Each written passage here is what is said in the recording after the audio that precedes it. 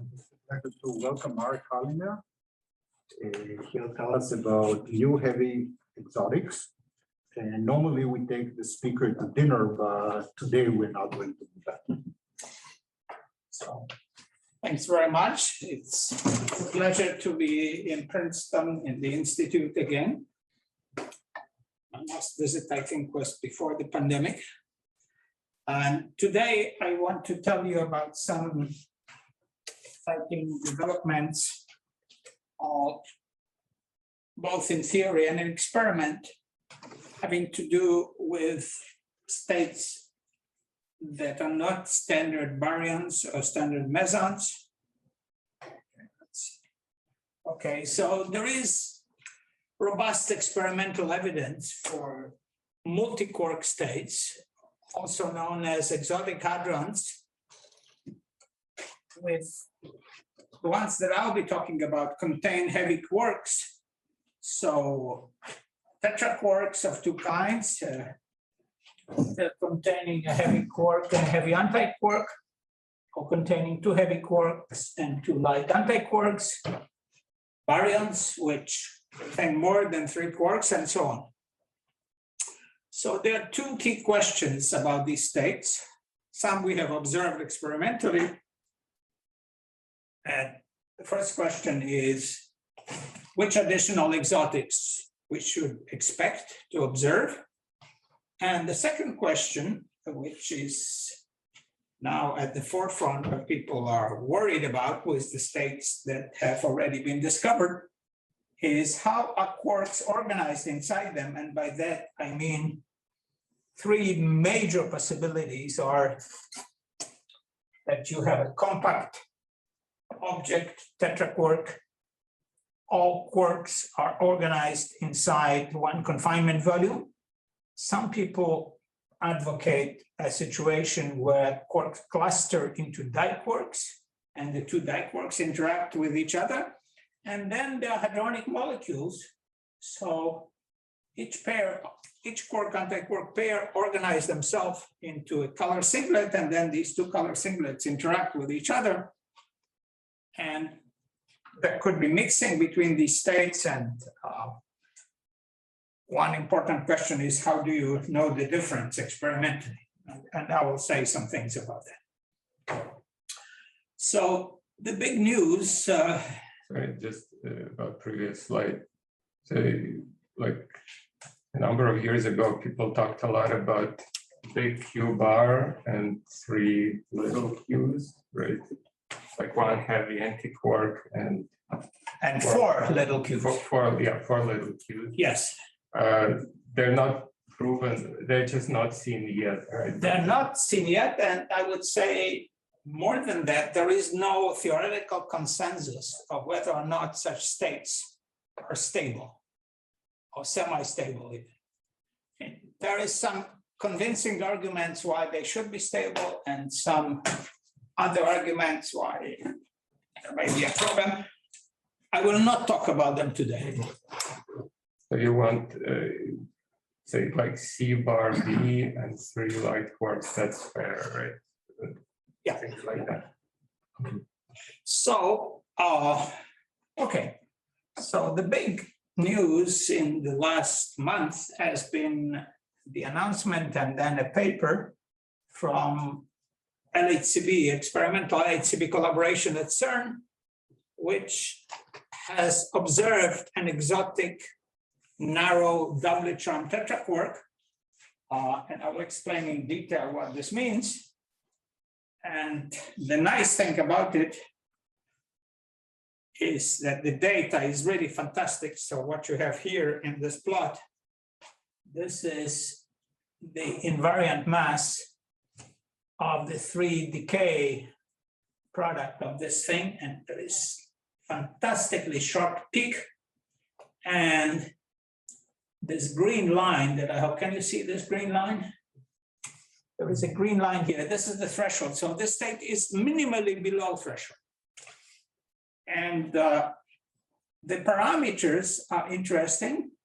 So you can either fit the peak with Bright-Wigner and you get a width of about 300 kilo electron volt, 1/3 of an MeV, and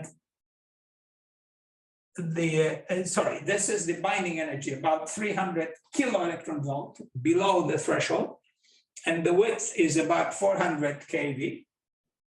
But since the state is so close to threshold, using bright Wigners is not recommended, and there is another formalism, plateau formalism, and the parameters that they obtain are even more interesting. The binding energy is roughly the same, about 300, slightly more than 300 kiloelectron volt, but the width is ridiculously small, about 50 kiloelectron volt.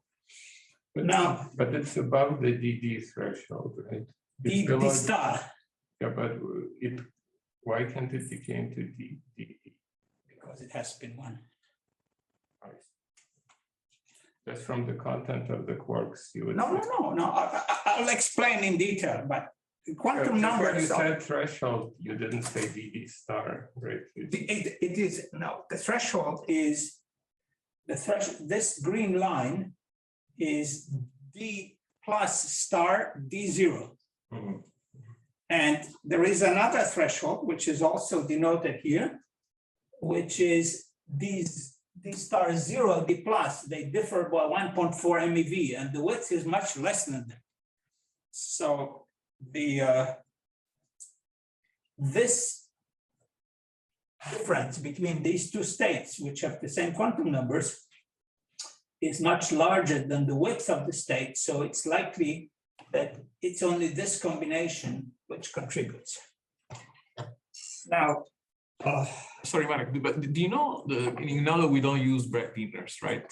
What is the right interpretation of the real part and the imaginary part of the pole? Like, can you tell that the imaginary part is still like related to the lifetime? Like, yes, yes. yes. There is a formalism. I forgot how you pronounce the name.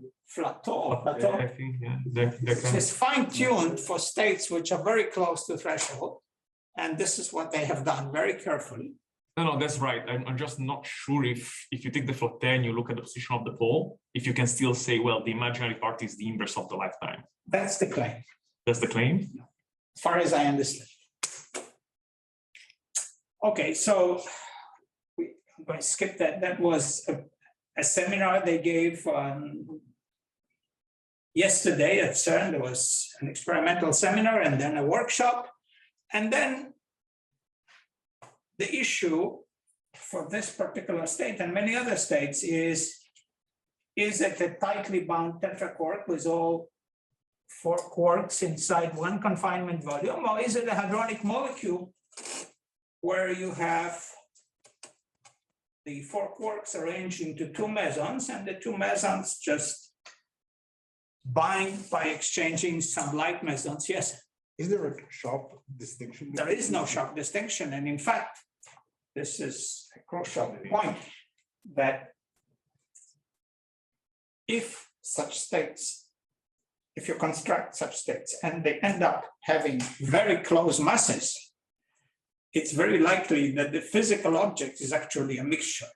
And then there is an interesting question: what observables can help you decide how much of this and how much of that? And there is some pioneering work of Weinberg from the 60s, which helps us to resolve this issue, but I will get to it. Sorry, I'm not completely sure that it's true. There is no distinction, because if you think about it from the field theory viewpoint, what you're saying is that, so imagine you have a theory with 3 elementary particles, right? And they can be coupled to a cubic interaction or to a quartic interaction, like, proton, neutron, quartic. I think typically when one thinks about hadronic molecules, you're thinking that that's a state generated dynamically through the quartic interaction. Not necessarily. Like the deuteron. Well, what I think the precise statement is that there is no sharp boundary. This is answer to Nati. These states can mix, and there is nothing to prevent that mixing, because they have, if you construct in QCD a state like this one, and you construct a state like this one, if they have very different masses, they will not mix. But if the masses are very close and the quantum numbers are the same, then we know that in quantum mechanics, everything that is not forbidden is allowed. They will mix in But general. even classically, I'm not sure that there's a distinction between the two. Well, you do have a Without taking the separation. combination, what's the difference? The distance between them is twice or three times? It's like, No, but that Nati, there is the issue of confinement. Is 30 big? Yeah, Is some- 30 yeah. a big number or small number? Or well, I mean, there is a large, I would say that there is a large, in the second case, you would define it as a state that has a large separation of scales between the distance. This distance, and where is the cutoff between the Well, and closer? okay. When will you declare that this is large? I would say it's the more than one Fermi, One Fermi, more yeah, than one Fermi is beyond confinement Yeah, distance. exactly. That I understand. There are- Okay, so that's the statement. I think I agree with So you. it's 30 Fermi? No, well, we will get there. Okay. So, this particular discovery is very pleasant for me and for my collaborator. I should have said at the very beginning that my own work that I'll be discussing here was, all of that work was done in collaboration with my long-term collaborator, John Rosner, who is in Chicago University. And in 2017, we published a prediction, which is denoted here in red. And the green line is the experimental result. So obviously we are very happy, and one of the tasks that I assigned to myself today is to explain to you how one arrives at this result, and it's quite simple actually. Okay. So a crucial theoretical observation is that hadrons with heavy quarks are much simpler than hadrons which do not contain heavy quarks, and the reason is that heavy quarks have very little kinetic energy. Their spin-dependent interactions, which make life much more complicated, are suppressed by the mass of the heavy quarks. And these two facts are the key to accurate prediction of masses of baryons containing one big quark. And I'll explain how this works. So the approach, of course, on our wish list, we would like to be able to calculate analytically from QCD, from first principles. And I think everybody agrees that as of now, nobody knows how to do that, with the possible exception of numerical calculations on the lattice, but there is no analytical approach which is accurate and reliable enough. So you have to use models, and it's a phenomenological approach that we will be using, the cork model, which has been around for a long time. And the logic is that you identify the effective degrees of freedom and their interactions, and you extract the parameters that enter into these interactions, you extract them from experiment, and you plug them back to make new predictions. That's the cycle. And this toolbox, we applied this toolbox first in 2014 to something that is trivially known to exist. There is nothing unusual about baryons which contain two heavy quarks and one light quark. They are as benign as the proton. They're not exotic, but nevertheless, people tried for a long time to compute their masses and their properties, and there was a difficulty which I will explain. And the interesting observation is that these doubly charm or doubly bottom or doubly heavy baryons are very similar to doubly heavy tetraquarks. And the reason is that in both cases, you have two charm quarks. In a baryon, you have, in addition, one light quark, which is a color triplet. And that means obviously that the charm quarks have to couple to a color anti-triplet to make a color singlet. And in a tetraquark, the two light anti-quarks couple to a color triplet, which is now composite, has spin 0, isospin 0. That's well known to be the lowest, most tightly bound configuration of two light quarks or two light anti-quarks. And then this composite color triplet couples to the color anti-triplet diquark. And so these doubly charmed baryons are an excellent testing grounds for these ideas. So in 2014, we wrote a paper predicting their properties. And in 2017, they were discovered experimentally. The first one was discovered experimentally.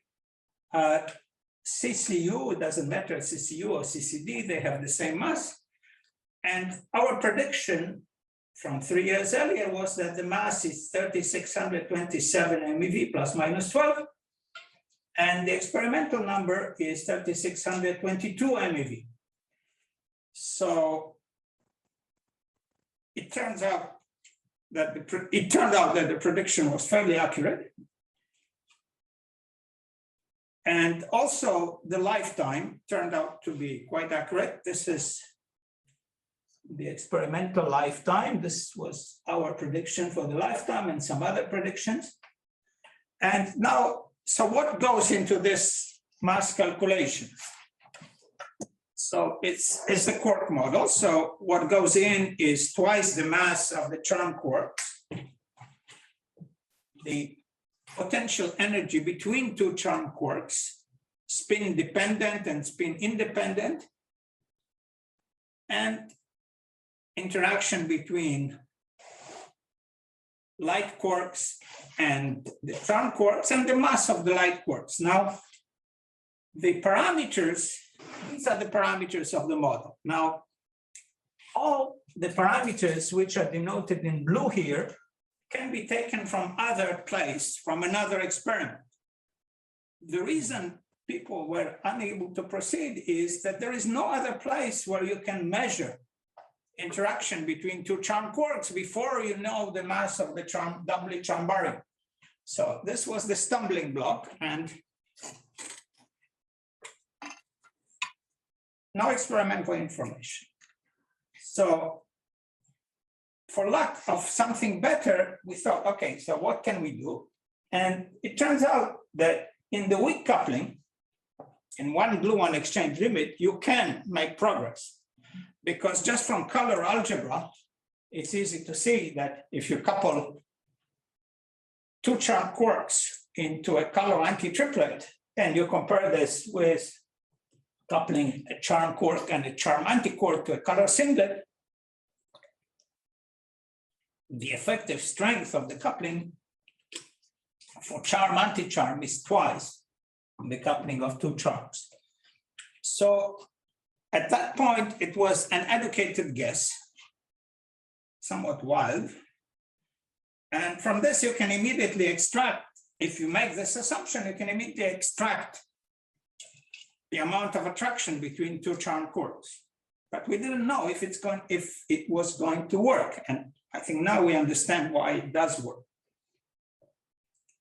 So you do similar things with spin dependent, and then you end up with this simple shopping list. These are the masses. This is the binding that you read off from charmonium and divide by twice. This is the spin dependent binding, and that's it. And the error you estimate from previous calculations, how much you can differ from the exact result.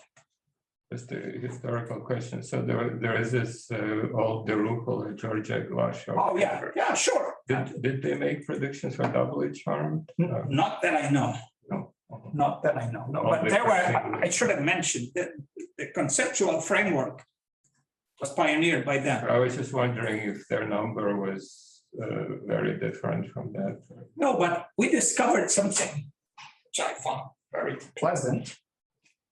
That probably the first person to attempt a serious calculation of doubly heavy baryons was Bjorken.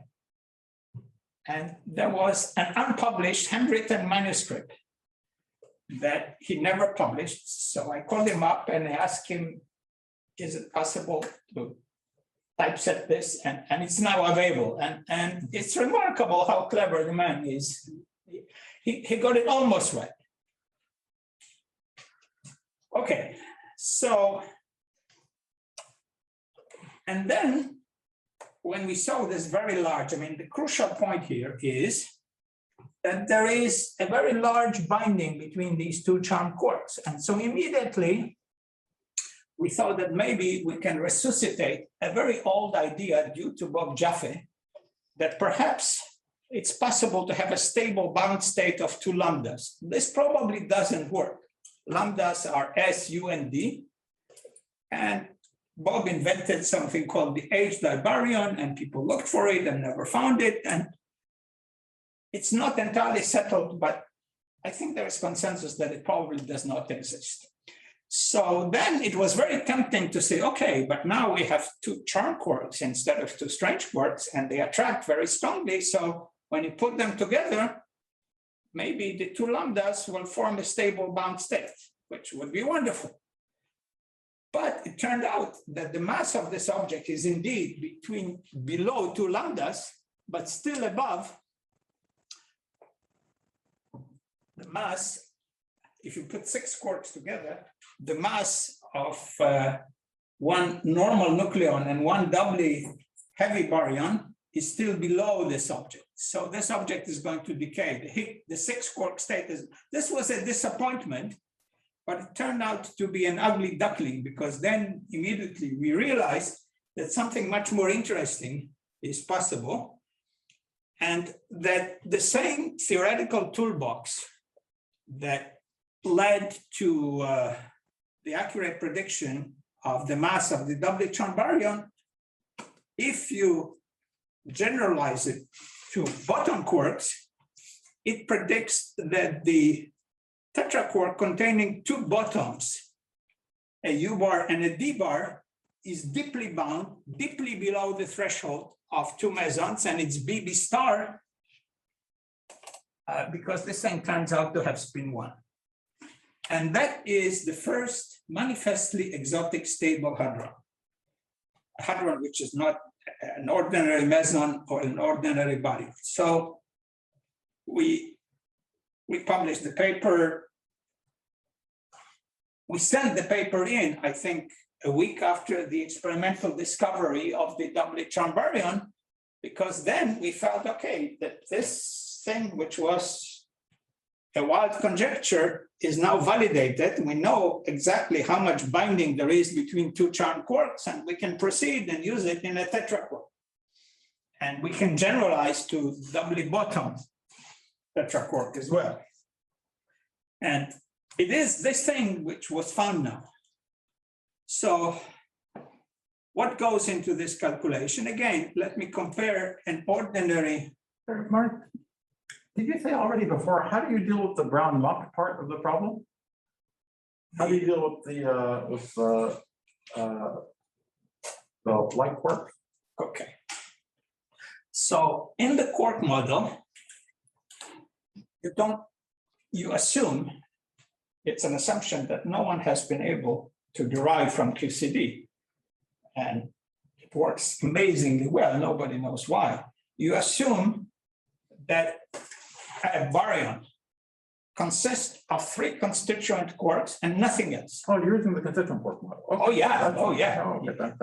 Yes. Okay. I mean, otherwise you'll diverge. I mean, so this is a constituent quark model, not QCD.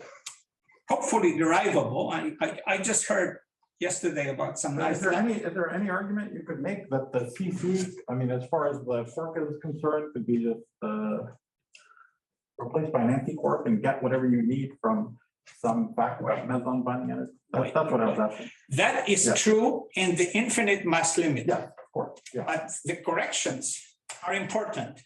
And conceptually, it's very beautiful, but in practice, it's not accurate enough. That is not, that's less accurate than the constituent quark model? Yes. Jesus. I mean, I'll show you. Just maybe you answered this before, but so you say it's spin 1 and it can only decay into. Yeah, I'm going there. Give me 1 minute. But why can't it decay into DD with angular momentum 1, or that's very suppressed? No. It's not suppressed. Give me 1 minute and then, okay. Because it's just what you called threshold. No, Igor. trust me, for 1 minute, and if I don't deliver, eat me alive, okay? No, I'm just wondering. no, how to no. solve this Let question. me explain, because then it will become clear. Okay. So, Sorry, back to my thing for a second before, and for the bottom, it's still bad? not good enough. Qualitatively, it is correct, but if you want numbers that experimentalists can go and look for, this is better. Okay, so in a baryon, you have two charm quarks, which form a color anti-triplet. Because of Fermi statistics, now I'm getting, if you have two identical quarks, like two charm quarks, in a color triplet, that's antisymmetric in color. It's symmetric in flavor, and therefore it must be symmetric in spin. So they have to form, the doubly charmed diquark has to have spin 1.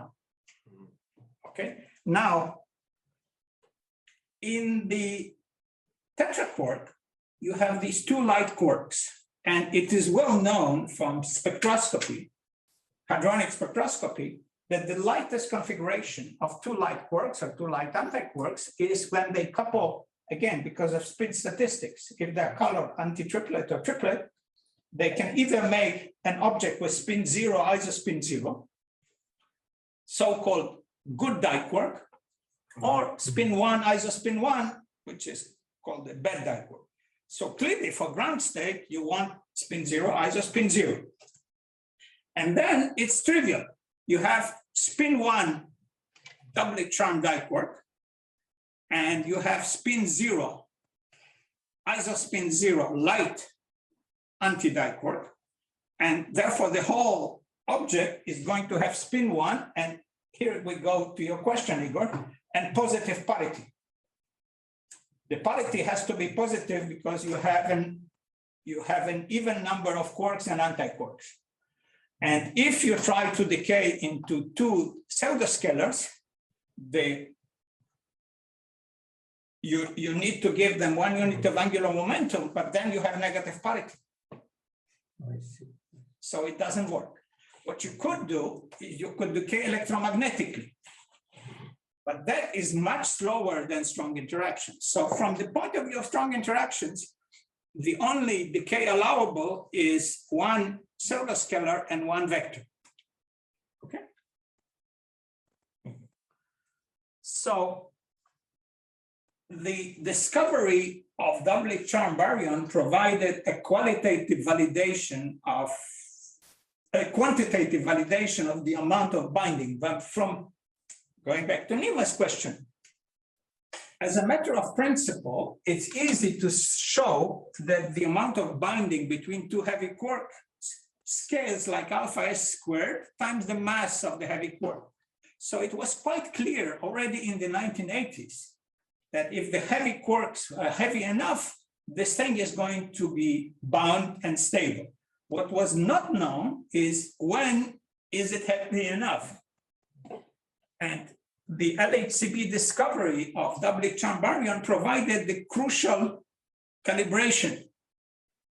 And now we know that double bottom is enough and double charm is not enough. That's the advancement thanks to the experiment. Okay, so again, you do the same thing that I already described for the baryon. It's simple bookkeeping, and you discover that this thing is below threshold for a B and a B star. And you can, now I want to explain something which took me a while to understand, perhaps it'll be trivial for you, but the potential between two heavy quarks, the heavy quarks are non-relativistic. So the concept of potential applies. And to a very good approximation, this potential can be written as a sum of a Coulomb piece with a running alpha S coupling and a linear confining potential. Now, the crucial observation is the following. At short distances, this potential is totally dominated by the Coulomb piece. At large distances, it is dominated by the linear confining potential. When you have two heavy quarks, they stabilize at a very small distance, just like when you take the hydrogen atom and you replace electron by a muon, the atom shrinks by a factor 200. So here, if you take two very heavy quarks, like two bottom quarks, they stabilize at about 0.2 Fermi. That is already in the region where the Coulomb contribution becomes important. And here comes a crucial observation. If R is 0.2 Fermi, 1 over R is 1 GeV. So if you multiply it by alpha S, which is a small number, 0.2, 0.3, you get a very large binding energy. And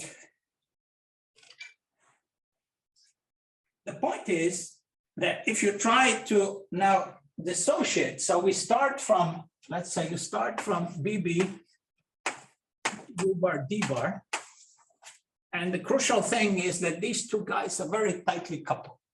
And you try to decay, so this is TBB, the BB tetraquark. And let's say you would like it to decay or to B U bar and B D bar. Let's make one of them B and the other B star. And these two things are at least 1 Fermi apart. Nati, that was, you lose this huge binding energy because they're no longer close. So that's why this object consisting of two B mesons has a mass which is much larger than the mass of this object. That's the key to everything in this case. And why is it the B mass and not the Char mass? It's an accident of nature, relative strength of lambda QCD versus the quark masses. And this is something that wasn't known until the experiment.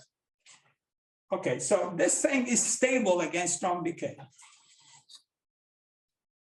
And you can repeat this exercise with double charm, and this is what has been discovered now. You end up with 3882, which is, for comparison, that's this red point here. We can see that it's a little bit to the right of the green line, about 5 MeV off. Okay. All right. So you can repeat it with bottom and charm, and the same idea, except for one thing. And this, Igor, when you have bottom and charm, Fermi statistics no longer forces the heavy diquark to have spin 1. So this is somewhat lighter, and then it can decay into a B and a D meson, has spin 0. Okay, so this plot shows the distance from the 2 meson threshold of the 3 cases. Here you have double bottom, which is deeply bound. Here you have bottom and charm, which is somewhat bound. And this was our prediction. And in nature, it turns out this is just half an MeV below threshold. It can still decay.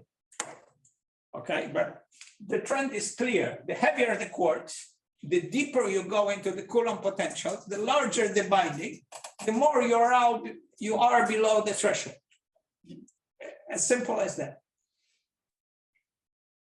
Now, you can estimate the production of these tetraquarks and compute the cross-section, and we told the experimentalists, look, you have this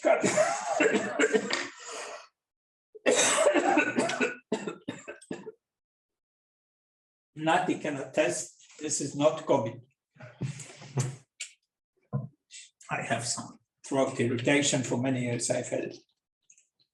So we told the experimentalists, look, the bottleneck is producing 2 charm quarks very close to each other experimentally.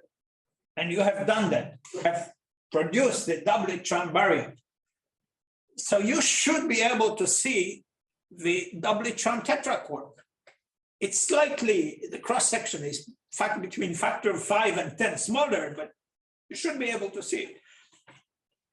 And we kept nagging and nagging and nagging until they sat down and started to look for it. And it took a couple of years, but they found it. And so it was worth the nagging.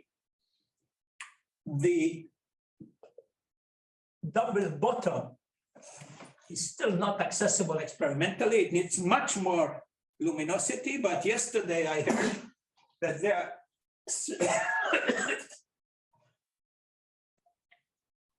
seriously hunting for the bottom charm, which has a bigger cross-section and is more easy to discover experimentally. Okay, so there are some experimental tricks that people use. I think I'll skip that. You can estimate the lifetime. It's about 400 femtoseconds. You can discuss the decay channels. I'm skipping these things. I will leave the transparencies behind. If someone is interested, I'll be happy to answer questions privately. But there is some other stuff I want to discuss. So to summarize, double bottom tetraquark has spin 1 positive parity, and it is deeply below the 2 meson threshold. It's the first manifestly exotic stable hadron.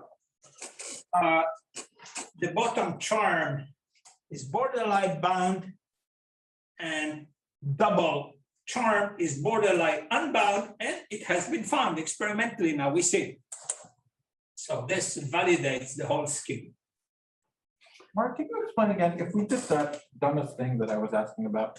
So, what I would have said is that you take this thing, and then and the mass of this guy is 2 MB minus alpha squared from the Coulomb. That's, I mean, asymptotically, that's what I do. What at what scale? At MB. I mean, alpha S at MB. Yeah. I mean, really alpha S at alpha S MB. But anyway, alpha S at the scale of the separation, at the scale of the physical separation between them. Okay. So plus the difference between the mass of the lambda B and MB. So okay, how far off is that prediction? Probably not bad. I would, if I have to guess, you probably will be off by 30, 40 MeV. This seems to be better, but by all means, this makes sense. And I mean, asymptotically, it has to be correct. Absolutely. So, question is, what are corrections of order lambda? And just so, and when you're doing the constituent quark model, the masses are input parameters that are fit ultimately. That fit to ordinary spectrum. Right. And then everything else is just one gluon exchange in QCD or something for the correction. Much simpler than that. The crucial unknown is precisely this term that you mentioned. So VBB parametrically is something, it has to scale like alpha S squared MB. But there could be a coefficient that you do not know a priori. And the question is how to estimate this thing reliably. So the big breakthrough, which was based on guesswork, and now I think we understand why it is correct, was to say, okay, let's use one gluon exchange and then one gluon exchange. VBB is 1/2 of VB bar B. And that you know from Botomonian. What I don't understand is the logic. If you're using one gluon exchange, just use one gluon exchange, and then you get a formula. Then you don't have to compare anything to anything. You just get the bind, you get the usual gluon. No, because it's not really one gluon exchange. There are corrections and there are some but experimentally validated by the estimate of the doublet charm baryon mass, it turns out that this is fairly accurate. And you do not know how to estimate this accurately enough from first principles. So rather than try to calculate something that you don't know how to calculate, you take this from experiment, you justify this a posteriori by pointing out that if you are at a small distance, you are allowed to use perturbative results, but you don't know this from first principles. That's the logic. Sorry, Marek. Related to Would you say that the same reason is because this CC that has been observed by LHCb is remarkably close to the X3872, which has ccbar. Yes. Do you know why that's the case? Oh, this is Because one. precisely of that, or No, this is one of the more interesting open questions. The straight answer is I don't know, and this is driving me crazy. say that a similar mechanism works for the charm sector as well? Now, wouldn't you expect from them? This is the charm sector. Yeah, no, but there you're doing it for the B sector, Yeah. where everything is like very heavy, so things are better. Okay. So it is quite possible. This is now an important point. It is quite possible because the mass comes so close to the dbarstar threshold that the object that has been discovered is a mixture of a molecule and a tightly bound tetraquark. But as you move to heavier quarks, double bottom, you know that the molecular forces between two color singlet baryons can never reproduce the strength. So you can think about the Gedanken experiment where you continuously vary the mass of the heavy quark from charm to bottom. As you do that, the molecular component shrinks to zero because the deep binding here relies on the small distance between the two bottom quarks. And if you want to take two mesons and put them on top of each other, it no longer makes any sense to talk about two color singlets. Okay, did I answer your question? Yeah, no, maybe we can talk about it later because I'm not, yeah, it's okay. I'll tell you later. Thanks. All right. You also get other sort of Rydberg states. So in the Well, potential. it's not known what are the states you get because, I mean, this goes back to Nima's question, because this is not calculated. This is taken from experiment. In principle, as you say, there are other bottomonia, and you might be tempted to take experimental values for these excited bottomonia and postulate again that these things. But if you look the gap between the lowest bottomonium ground state and epsilon 1s and epsilon 2s is fairly large. Does it agree with what you expect from a Coulomb potential? Oh yeah. Okay. Coulomb plus, no, you need the linear piece. Right. Oh, okay. It's not, Okay. you need the so-called Cornell potential or something similar. So maybe this is the last version of my dumb question. So let's say that you added the linear, I mean, of course, I know the linear term is also gotten from elsewhere, but let's say just for this problem, you model linear plus Coulomb plus linear. And then you use the BB bar to nail the coefficient of the linear. And then you redo it for double bottom. And then you redo it for double bottom. Does Well- it now work without putting this assumption by hand of the half? Okay, Does so it not I clear? can tell you one empirical fact. About 10 days after we wrote our paper in 2017 with these predictions, two very experienced people, Chris Quigg and Esti Eichten, wrote a paper addressing exactly the same problem, but using heavy quark symmetry. And they predicted that this guy is deeply bound, somewhat less than we predicted, but still cannot decay, and predicted that the double charm is something like 60 MeV above threshold. And you make all your own conclusions from that. So there is something that doesn't quite work in the heavy quark symmetry. Okay, so in addition to this BB star, it can also decay into a baryon and anti-proton. No, because it's too light. It cannot. Yeah, I'm just asking where is the threshold for that? It could if it's heavy enough. Well, you have two. Okay, you need to add to that. I mean, in principle, you could have BBQ Right. and an antibaryon. Yes. What's the threshold for that? Well, this is 200 MeV below at most. Hmm. This costs you adding two constituent quarks, which is more than 600 MeV. But BBQ is going to be very bound, right? What? Like BBU, for example. No, That's also very, I'm comparing this guy with, yeah, in constituent model, you're right. I'm it's, just- do you it's remember- not going to work. Yeah, but do you remember the estimate for BBU baryon? Like how much? Sure. Sure. It's right here. In fact, it's in.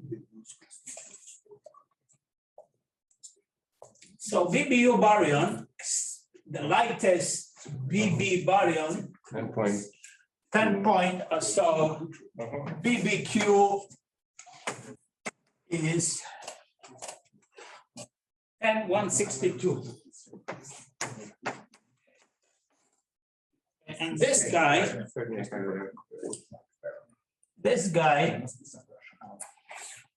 okay, where is it?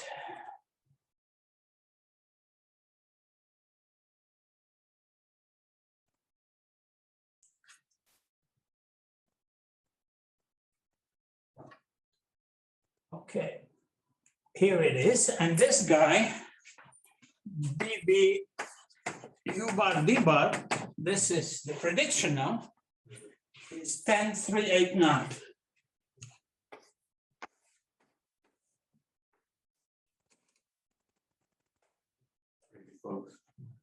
Well, but you need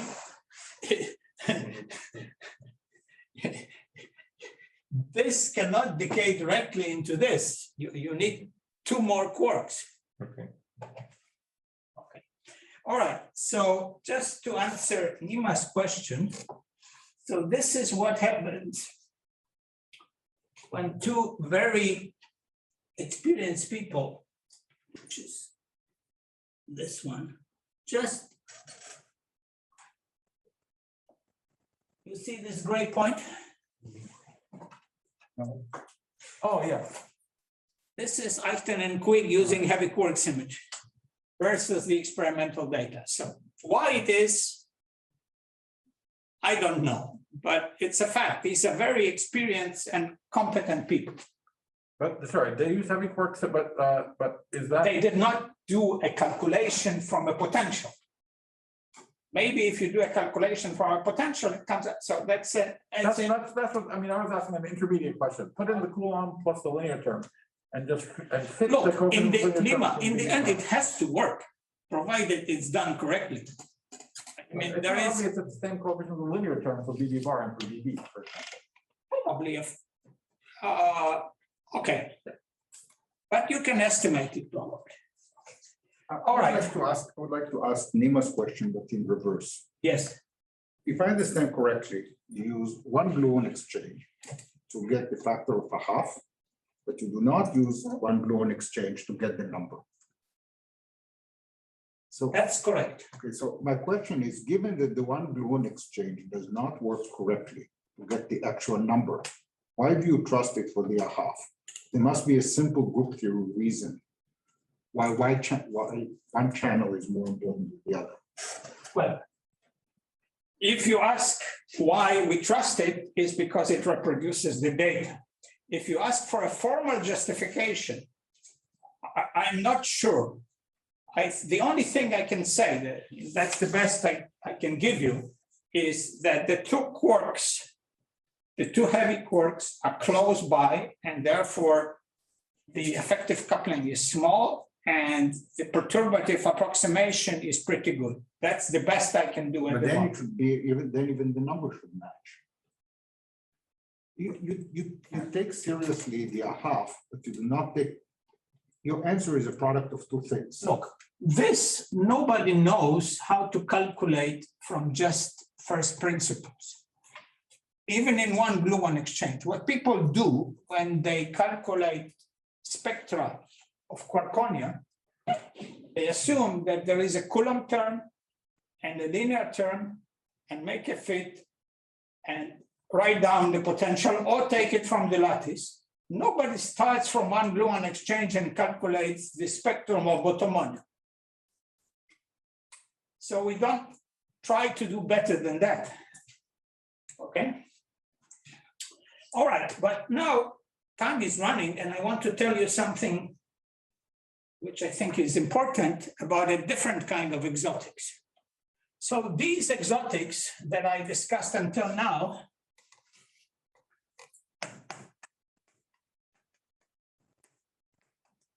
with QQ and U bar, D bar. But we also have exotics with, I'm sorry, this is behind the television. I'll put it up.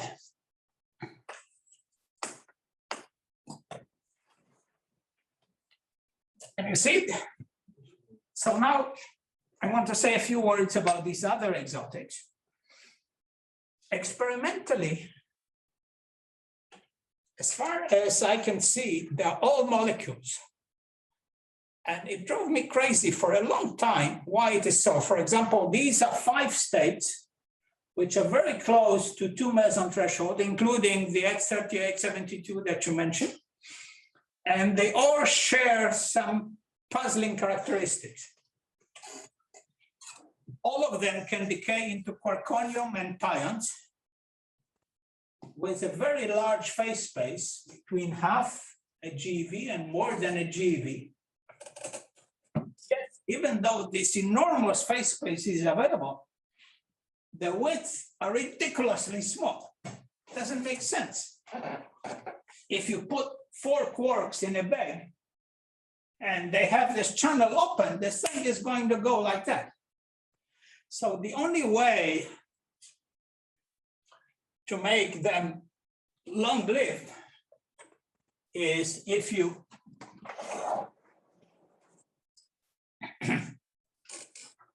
if they're molecules, so that there is a Q and say U bar, and here is a Q bar and a D, for example, and this distance R is more than 1 Fermi, then in order to produce a quarkonium, these two need to get close by, but most of the time they're far from each other, and this channel is highly suppressed. And it turns out that there's quite a lot of evidence that this is the case. For example, there is this guy called Z sub B 10610, doesn't matter, that decays into upsilon, BB bar, and a charge pipe. The decay in the denominator, the phase space is 1 GeV. The decay in the numerator, the phase space is 203 MeV. Yet the decay in the numerator totally dominates. And the only reasonable explanation is that the overlap of the wave functions is very close to 2 mesons, that this object is very close to 2 mesons and very far from corkonium and a pion. It's a natural suppression mechanism. Moreover, the quantum numbers, if this is some weak potential that barely binds the 2 hadrons together, it's going to be an S wave. If it's an S wave, then the quantum numbers are going to be inherited, the spin and parity, from the constituent. And this is the case experimentally. So it turns out masses and thresholds and spin parity of S wave, narrow width despite very large phase space. The fall apart mode is much bigger than the quarkonium mode, and so on. And the crucial observation is that this mechanism can apply also not just to 2 baryons, but it can to 2 mesons. It can apply to a meson and a baryon or 2 baryons. So it's very easy to construct a set of candidates. It's like a new periodic table. And the lightest among the interesting ones is this guy, sigma C and dbarstar.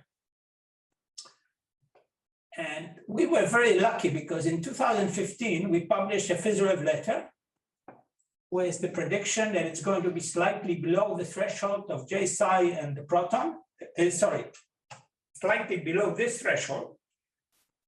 sigma c dbarstar, and it will decay into J psi and the proton. And then a few weeks later, LHCb discovered this thing experimentally, and the mass, all the properties are as predicted. And later they refined this, and now I want to show you something which is really very beautiful.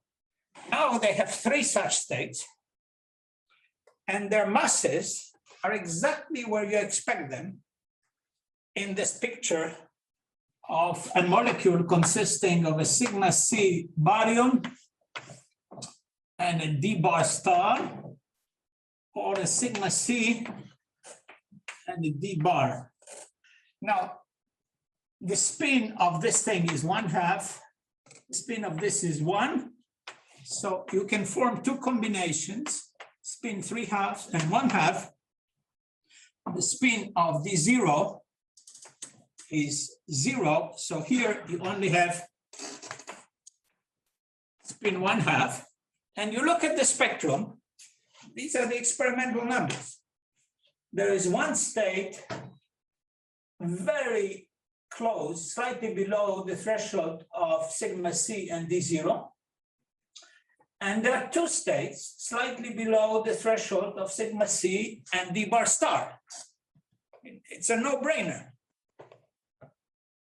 And there will be many more. It's quite clear that this is just experimentally, it's not easy to pin these things down, but conceptually, it's clear what's going on. Were the spins measured? This happened? Not yet. This is a firm prediction that the spins of these 2 guys must be 3/2 and 1/2. Otherwise, the core construction collapses. And the parity needs to be negative because it's an S wave bound state of a positive parity baryon and a negative parity meson. So if any of these are not true experimentally, I resign. Okay. It's clear that this is wrong if experimentally these things are not true. Okay. So the time is running, so they have discovered several more. They have discovered one which decays into J psi and a lambda instead of J psi and a proton. So it's just replacing ccbar UUD by ccbar SUD. And there are some others. And these doubly heavy hadronic molecules really are like a new periodic table, and it's fairly easy to write down the possible combinations because there are some restrictions. They have to couple to pions, otherwise you don't form a bound state. But now I want to spend some time, the remaining time. Okay. You literally mean have to couple to pions? I mean, you're claiming the binding is predominantly due to pions? I'm claiming that without binding to pions, there is not enough attraction. It's not the only thing that is there, but without binding to pions, it probably is impossible to make a bound state. And there is a very strong empirical clue that this is the case, and thank you for the question. This is something I should have mentioned. So you look at this table that I showed in the beginning of this part of the talk. Okay, so you have these states at the threshold of a pseudoscalar and a vector, and at the threshold of 2 vectors, but there is nothing experimentally, nothing at the threshold of 2 pseudoscalars. Now, what's going on? I mean, this is clearly a hint of something. But sorry, is there any, because I'm not aware of any analysis that looked for them and published upper bounds or stuff like that. No, but I am aware of unpublished analysis that looked for them Okay, and didn't find them. I talk to them all the time. I mean, experimentally, there is nothing, and they looked for them, believe me. And I want to give you a simple argument why, if pions play a major role, you should not see them. Because what we are talking about, let's say you have a D bar and a D here, and you try to exchange a pion. such a vertex involves a coupling of three pseudoscalars. It is forbidden by conservation of angular momentum and parity.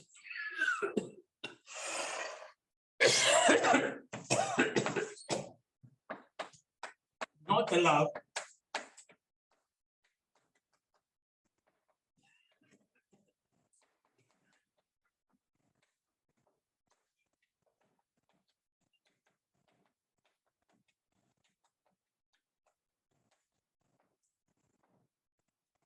And not allowed and not seen. On the other hand, if you do exactly the same diagram, dbarstar, which is X3872, then you exchange one pion. This becomes a dbarstar. This becomes a D. And by charge conjugation, this object has exactly the same mass. So this is allowed and seen. Okay. So this at least provides a partial answer to your question. There's something odd about it, because since the pion coupling is a derivative coupling, Yes. it should give, if the pion were massless, it would give 1/r cube potential, not 1/r. And 1/r cube potential doesn't produce a bound state at long distance. Yeah, but the pion in real world is not massless. That doesn't help though, because the non-derivative terms are proportional to n pi, and they're very small. Well, it is known from, for example, very, very accurate studies of the deuteron, which is our template for hadronic molecules. The tensor force, which is mediated by pion exchange, is absolutely essential for binding of the deuteron. I should mention that the guy who should get the credit for this physical picture was a Finnish physicist Niels Törnqvist, who predicted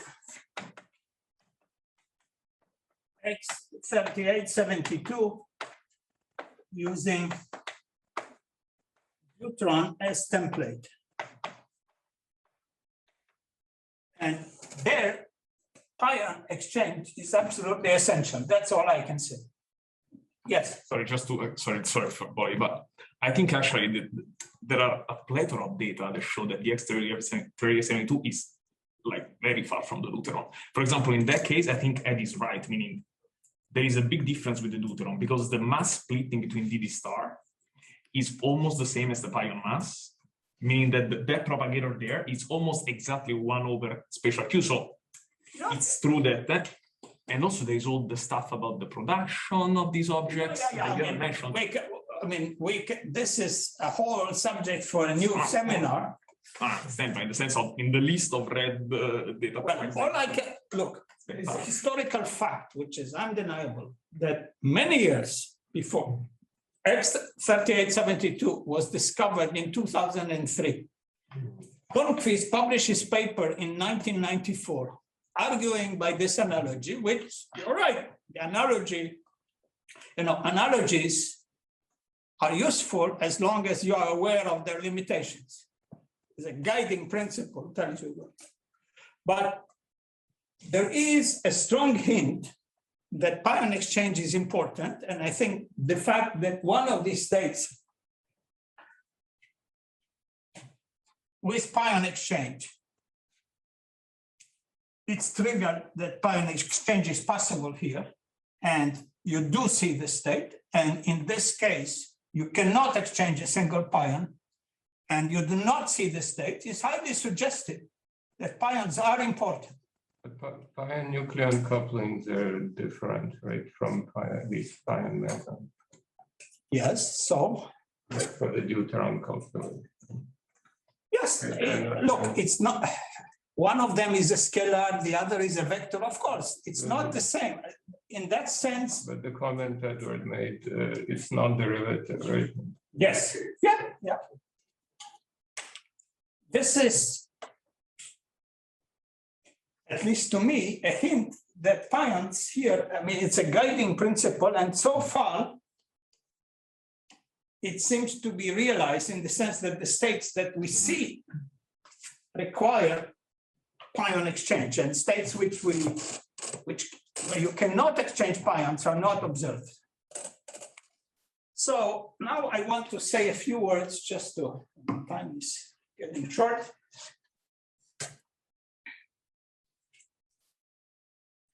So why is it that we have these two types of exotics, and with a heavy quark and anti-quark, we seem to be getting molecules, and with two heavy quarks, we seem to be getting, at least for heavy enough quarks, we seem to be getting compact tetraquarks, and at first, it seems completely counterintuitive, because I just told you that the binding between a heavy quark and an anti-quark is twice as big. So why can't you make a compact state? Yes. I know it's late, but I'm sure you thought about this. So suppose you look at, say, BB U bar, not BB U bar D bar, but BB U bar. That's an isovector, Yeah, which is heavier. Yeah, but did you think about that? Will be spin zero probably, right? It can be spin zero, but it will be above threshold because the isospin spin one diquark is about 200 MeV heavier than the spin zero isospin Z. It's the bed diquark. Of course, we thought about it. I mean, that's exactly the point. Okay, but so naively, it looks like a paradox that But there could be something molecular in that channel, like near threshold, maybe. No? Probably not. Okay. And so we have these two kinds of tetraquarks, and it seems counterintuitive because the attraction between a heavy quark and a heavy antiquark is much bigger. So why can't you make a compact state using that strong attraction? And the answer is completely triggered. I mean, once you realize, it is true that the binding between a quark and a quark is 1/2. This is twice as big, but only if you put these guys in a color singlet. If you put them in a color singlet, you can't use them to make an exotic because they decouple. They make a hadron and say goodbye to the others. So the only way you can make something interesting when you have a heavy quark and an anti-quark is if you have a molecule. And that is, I think. I was going to ask, because of this reason, aren't there, I mean, there, in real analogies, and more analogies to real molecules, why aren't there these weird bound states between quarkonia? I mean, really like van der Waals now, because there's, but between quarkonia and pions. Because of confinement. Oh, okay. No long range force. So, of course, there's no long range force, but the fact that one of them is tiny and the other one is QCD scale, I mean, like in the case you were talking about, we can have one because they're both kind of puffy. So what do you want? You want a bound state of two quarkonia? No, I wanted a bound state between a quarkonium and a pion. Okay, so in order to have a bound state between a quarkonium and a pion, you need some kind of not long range force, but medium, something that can go beyond 1 Fermi. And the lightest thing that can go beyond 1 Fermi is a pion. A pion does not easily couple to quarkonium because.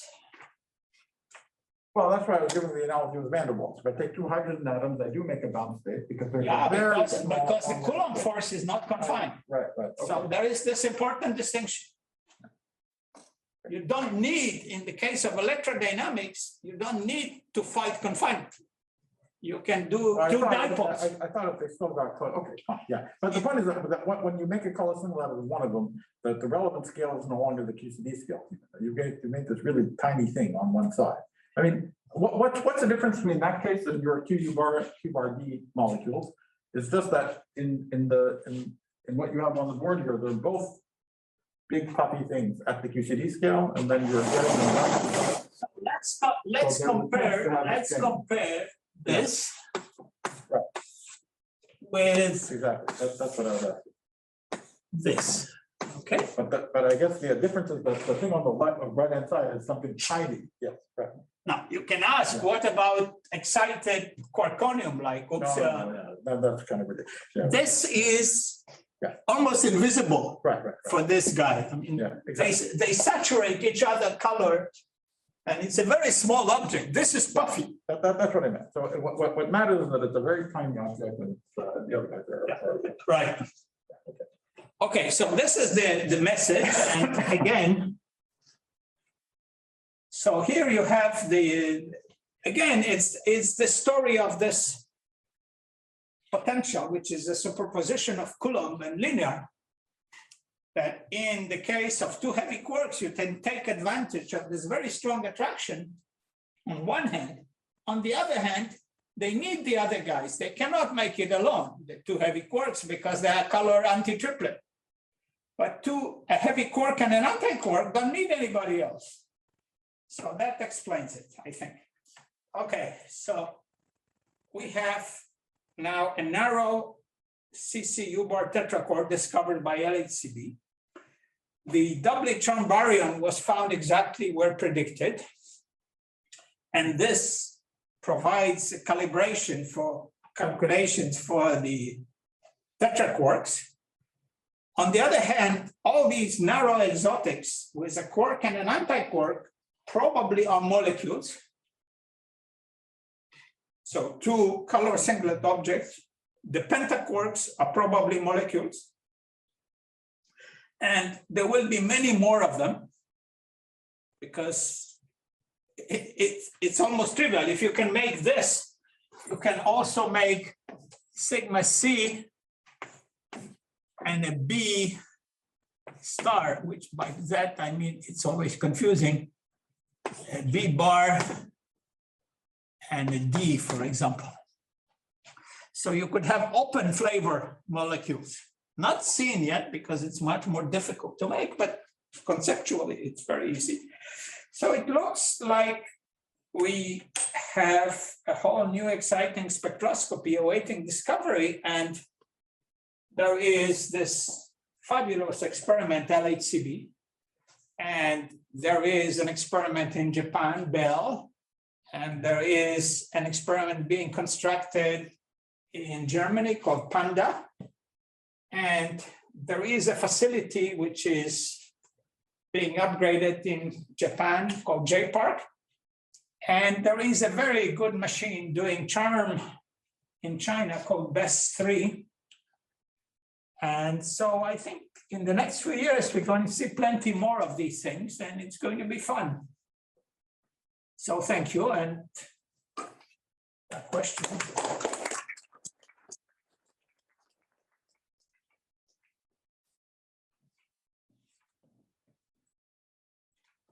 Yes. Maybe a curiosity. Is there anything that lattice QCD can stable? Oh yeah, lattice QCD, in fact, by now has completely validated the prediction that this guy, the BB D-bar is deeply bound. They get a number which is less than 200 MeV, depending. Three groups that have been doing these calculations, but they all agree that it's well below this threshold. It's much more difficult for them to deal with the doubly charmed tetraquark because it's so close to threshold. When you get close to threshold, their interaction with the threshold is very difficult for lattice to do reliably. Yesterday, I heard about a very nice work on the lattice done by a Canadian group, including Anthony Francis, who is now a postdoc at Bern. They were able to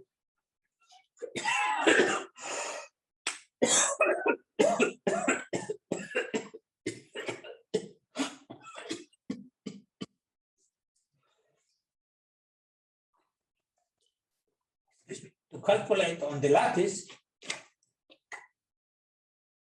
reliably the difference in mass between the bed die quark and the light die quark. And at first, it sounds impossible because a die quark is a colored object. It's not an observable. So their trick is they couple it to a static quark and then take the mass difference between this. And the number they get, 200 MeV, agrees exactly with the phenomenological estimates. It's very nice. And they also measured the average size of a die quark. It comes out to about 0.6 Fermi, which is slightly less than the proton radius, which is about 0.8, 0.85 Fermi, but it makes perfect sense. The crucial point is that light die quarks, the two light quarks are not very close to one another because there is a physical reason for that. If you take light quarks and force them to be very close to each other, the uncertainty principle tells you that they have very large momentum. But for light quarks, energy is equal to momentum, and then such an object would be extremely heavy. This is not true for heavy quarks, because for heavy quarks, even if they are very close and they have a momentum of 500 or 1 GeV, if you have a heavy quark whose mass is 5 GeV, it's not so bad because they're still almost non-relativist. So the energetic cost for heavy quarks is not so big, and that's why this thing can be a compact object. Yes? It's not directly related to what you said, but what is known about exotics with gluons? It's a very difficult issue experimentally because it's very difficult to know if you're seeing an exotic object or some excited meson. And there are some hand-waving arguments about states which contain gluons in addition to quarks in terms of how they should decay, there should be more strangeness and so on, but there is mixing. The reason I have been focusing on exotics with heavy quarks is that when something decays into epsilon and a pion, you know the core content is BB bar, UD bar. There is, on the other hand, when you have only light quarks and gluons, there is no separation of scales, and there could be infinite mixing between excited states and glue and so on. So the only, I think, semi-reliable way to address these problems is with lattice calculations, because there you can play the game, you can.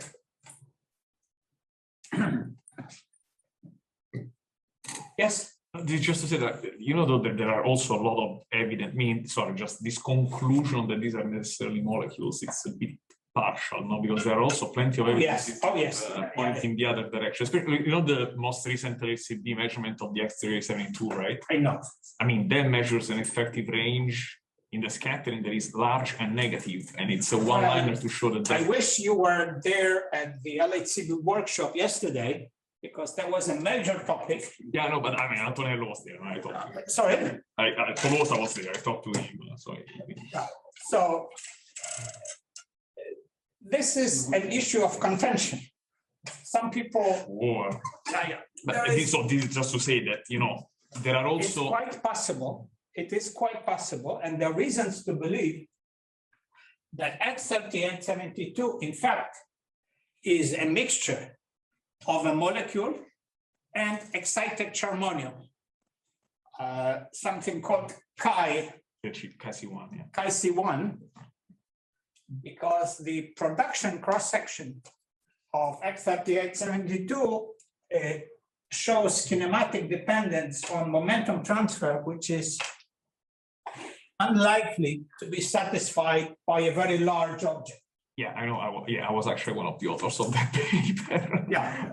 No, but this is just to say that I would rather say the opposite. I mean, there are a lot of evidences that say that there is a common structure among all these that you can only explain with a compact core. for example, the discovery of the recent strange tetraquark which fall exactly in SU3 multiples. I mean, it's quite tantalizing, no? It's tantalizing, and on the other hand, depending on which strange tetraquark you're talking about, the one that decays to D plus and a K minus. The Z sub CS, yeah, I think it's K plus D sub, yeah. The charge No, one. no, that's another one. ccbar S. ccbar SU, yeah, sure. So, okay. There is I wrote a whole paper about, I think maybe this audience is probably getting tired of these. No, I understand. In fact, I don't want to get into the deep. No, I'm just saying that there are evidence is the point in the other. So there is, I think the most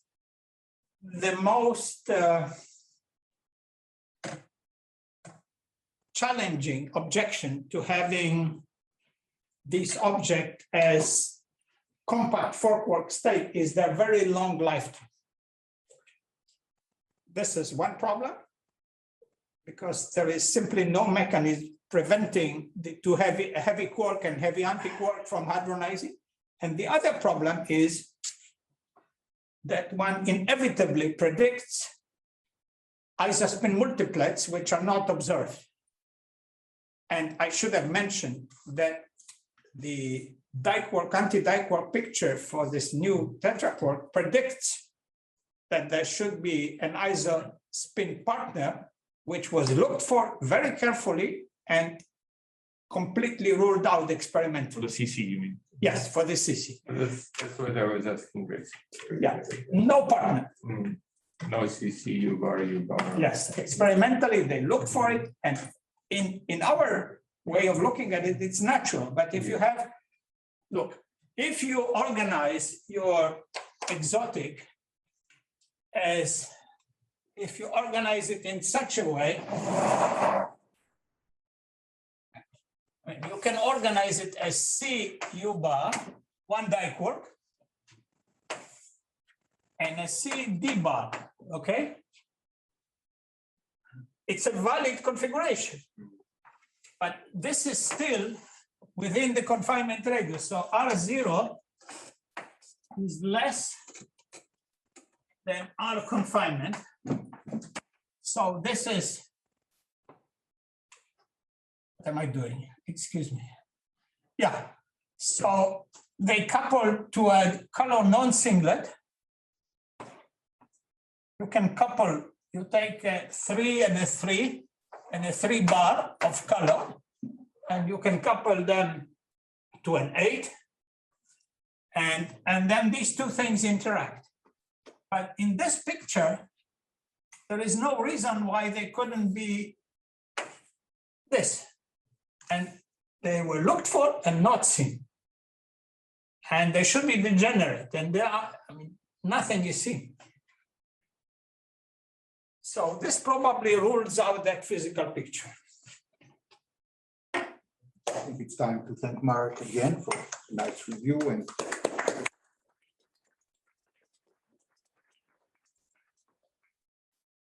Okay, thank you.